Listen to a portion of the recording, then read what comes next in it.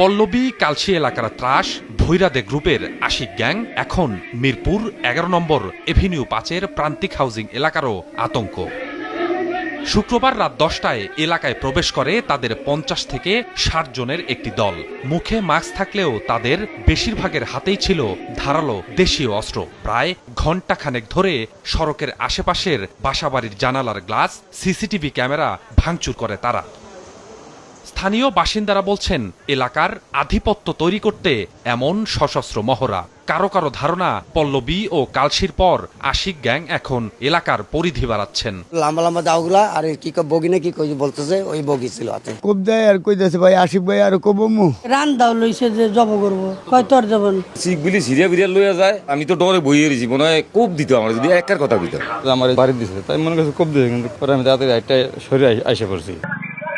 হঠাৎই সন্ত্রাসী বাহিনীর এমন মহড়ায় আতঙ্ক ছড়িয়েছে এলাকাটিতে।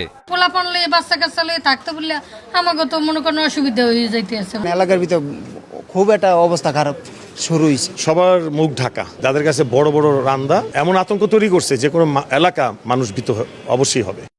আশিকের কথিত ভৈরাদে গ্রুপের সদস্য সংখ্যা প্রায় শতাধিক।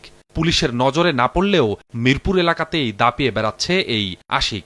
বিভিন্ন সময়ে সামাজিক যোগাযোগ মাধ্যমেও দেখা যায় তাকে। তুই চান্দের দেশে গেলেও তোরা আমি দইরা আনবো। রাজধানী পল্লবী সহ বিভিন্ন থানায় তার বিরুদ্ধে হত্যা সহ রয়েছে প্রায় ৩০টির মতো মামলা। এসব মামলায় গ্রেপ্তারের পর জামিনে বেরিয়ে আবারও সক্রিয় হয় আশিক। আমরা চেষ্টা করছি তাকে গ্রেফতার করার জন্য, গ্রেফতার করে আমরা তার বিরুদ্ধে আইনগত ব্যবস্থা নেব। মামলা যেগুলো আছে তখন ওই মামলাগুলো ছোট আর যখন গ্রেফতার করি তখনও যদি কিছু পাই সেটা মামলায় আসবে। তাদের বিরুদ্ধে আমাদের ব্যবস্থা আগে থেকে জারি আছে, চলমান থাকবে আর কি। আওয়ামী লীগ আমলে গঠিত এই আশিক গ্যাংয়ের দাপটে অতিষ্ঠ এলাকাবাসী। মিরপুর সহ রাজধানীর বিভিন্ন এলাকায় আশিকের মতো এরকম কিশোর গ্যাং সদস্যরা বিস্ফোরা হয়ে উঠেছে ওই এলাকার বাসিন্দাদের কাছে, যারা প্রতিনিয়ত অনিরাপদ করে তুলছে আমাদের এই সুন্দর রাজধানীকে।